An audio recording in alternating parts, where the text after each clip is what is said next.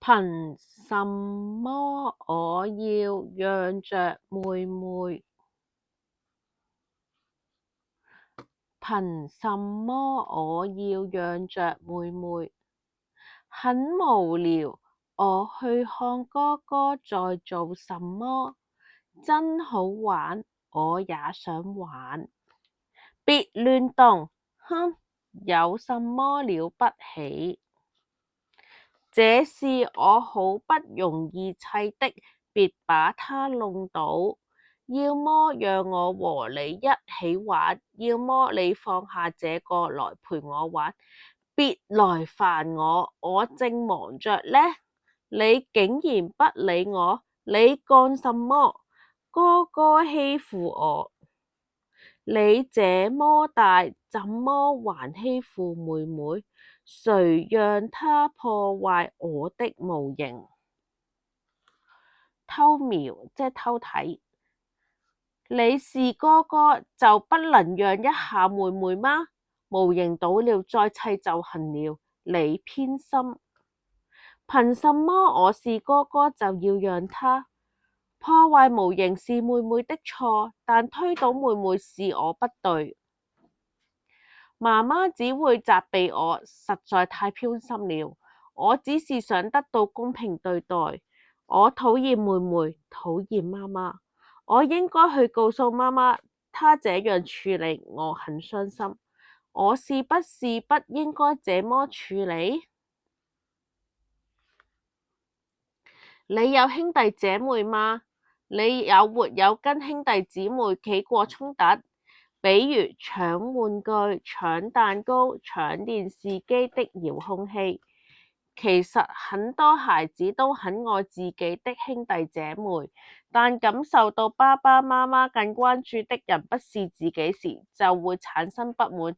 尤其是家裏排在最前的大孩子，可能常常被要求讓着弟弟妹妹，就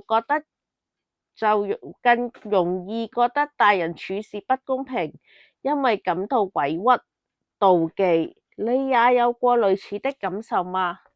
找出讓你感到不公平的心理根源。有些妒忌兄弟姐妹的孩子，可能還會想把對方惹哭，或是故意製造事端害對方挨罵。你也許曾控制不住自己的衝動，做過類似的事情，事後卻感到不安和自責。總之，相愛相殺的感受有些複雜。但其實你並不是壞心眼，你只是想確認爸爸媽媽是不是依然愛你，是不是還在意你。第二，認可自己，明白自己的重要性。每個孩子都是獨一無二的，即使是兄弟姐妹，也會有不同的脾氣、秉性和優異特質，所以別被心中的妒忌衝動沖昏頭腦。要相信，無論你有多少個兄弟姊妹，在爸爸媽媽心目中，你始終是獨一無二、無可替代的孩子。別忽略爸爸媽媽對你的愛。正因為每個孩子的喜好、需求都不一樣，即使爸爸媽媽用一模一樣的方式來對待所有孩子，也不可能讓每個孩子都滿意。因此，當你看到爸爸媽媽偏愛兄弟姐妹時，你就會忽略他們對你的愛。想想看，讓你感到不公平的爸爸媽媽做過哪些讓你感覺溫暖被愛的事情呢？試試這麼做。在你眼裏，世界是什麼樣子的？你會怎樣理解自己和身邊的人呢？嘗試用顏色筆畫出你的世界吧。